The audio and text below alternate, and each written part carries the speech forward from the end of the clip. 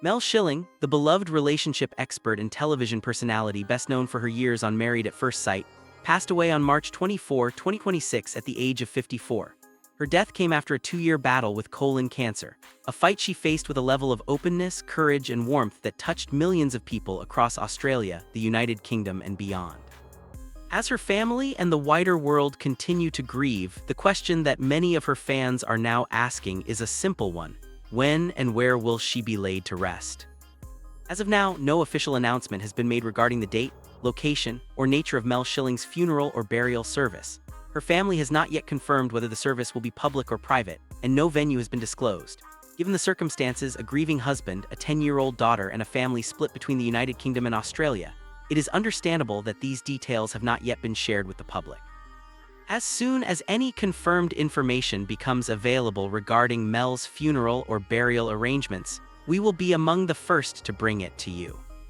What we do know is the full picture of who Mel Schilling was, what she endured in her final years, and what the people who loved her most have said in the days since her passing. Mel was born on April 20, 1972, in Melbourne, Victoria, Australia. She studied psychology at multiple universities and spent more than 2 decades practicing as a psychologist before stepping into the public eye.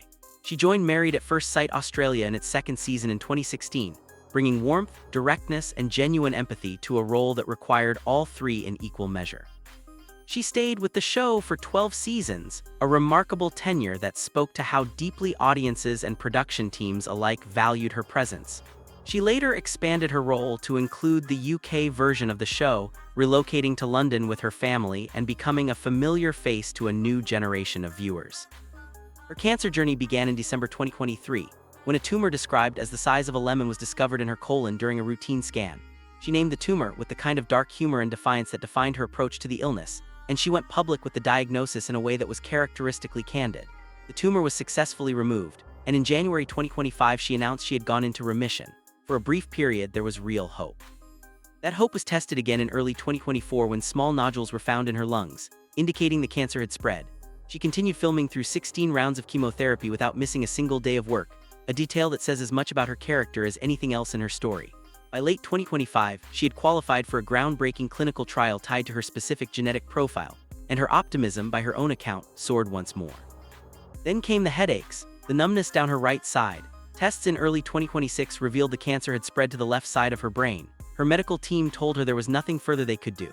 On March 12, 2026, she shared the news publicly on social media in a post that was heartbreaking in its honesty and remarkable in its grace. She urged anyone reading to get checked if something did not feel right.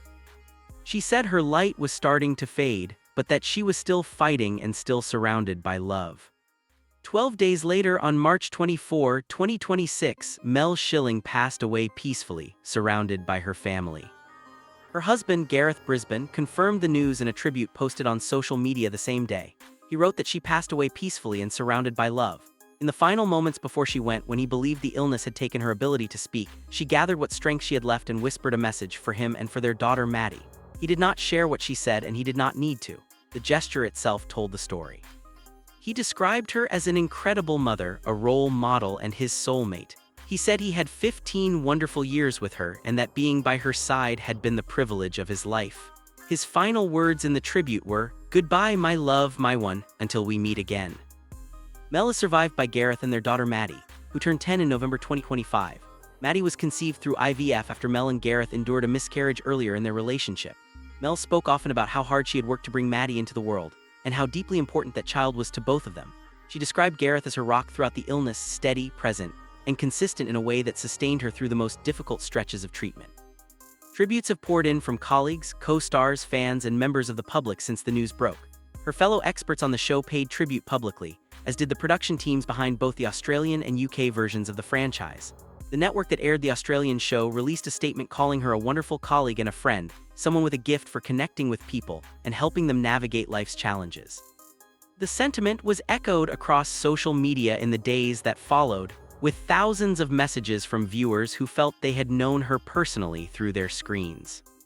That connection was not accidental. Mel Schilling understood people. It was her profession and her nature. She could sit across from a couple who had met at an altar 30 minutes earlier and know exactly what they needed to hear, not what they wanted to hear, but what they needed. She delivered difficult truths with kindness. She gave encouragement without pretending problems did not exist.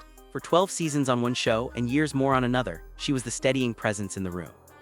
The one who made it feel like things might actually work out. In her final public message, she asked people to live fully, to love their people well, and to stop worrying about small things. It was, in many ways, the same message she had been delivering to couples on television for a decade.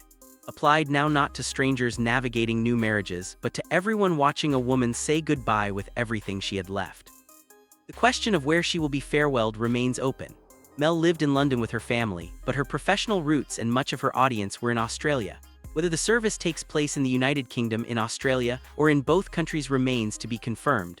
Whether it will be open to the public or held as a private, intimate gathering for family and close friends has also not been announced. These decisions belong entirely to Gareth, to Maddie, and to the family Mel leaves behind. Whatever they choose, it will be the right choice because it will be theirs, made in their own time, in honor of a woman who spent her life putting others first. The moment any confirmed details regarding Mel Schilling's funeral or burial service are made public, we will bring them to you immediately. Her fans around the world deserve to know, and we will make sure they do. For now, the world remembers Mel Schilling not for the circumstances of her final months, but for the 15 years she gave so generously to the people around her on screen, in studio, and in the quiet moments that never made the broadcast. A mother, a wife, a psychologist, a television presence unlike any other. Gone at 54, remembered without reservation.